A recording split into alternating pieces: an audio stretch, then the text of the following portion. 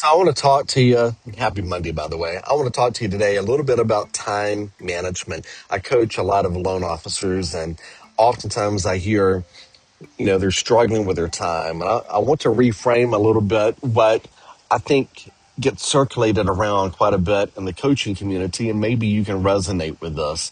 But I remember being told once by a coach, white space on your calendar is evil. Don't leave white space on your calendar in other words, what he was saying was you need to make sure that you're filling every single minute of every hour on your workday with being intentional.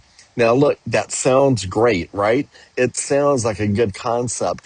I have coached this before to other people doing the exact same strategy. In fact, I got so sick at one point that I was actually time blocking my day in 6-minute segments. Yes, I love time planners. I love organizers. I love all that stuff. Here's the problem. This is not how Jesus lived. And if I want to model how I'm coaching, how I'm doing my life in business after the author of time, I may want to look at how did he do things. I've been doing a little studying on this, and there are two Greek words when it comes to time and how time can be translated. But in the Greek, one of the ways it can be translated is chronos, which is how we typically live our life. Everything's based on a calendar and scheduled events. Not that it's bad, but that's how we do it. The other is a word that gets translated into kairos. And what that means is it's more defining the precious moments in time. Now, if you look at the life of Jesus, he was way more concerned with the moments that came up. And here's one thing I've noticed in my own life. If I have such a rigid schedule, when people call me, it can be family members. It can be friends that may call me throughout the day. It would kind of annoy me because I'm being interrupted and taken off my schedule. Those are moments that God is dropping in my life to pay attention to people that he's put in my life for a reason. Here's just a challenge to you.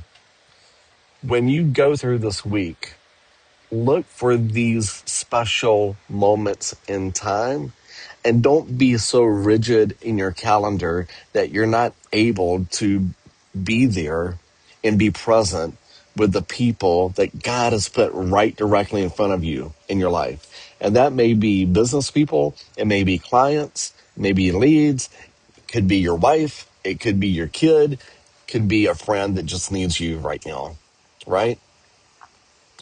Pay attention to the moments in time because truly that's what matters more than anything else. You'll free your space up some on your calendar. Don't be so rigid. 6-minute segments, 30-minute segments. Leave some white space there so you've got time to react to the moments that God drops in your life. Hope that makes sense. I hope it will encourage you and give you some flexibility. It freed me up quite a bit, changing my thinking on this. Hope you have a great day. Anything I can ever help you with, please reach out. Let me know. See ya. Bye.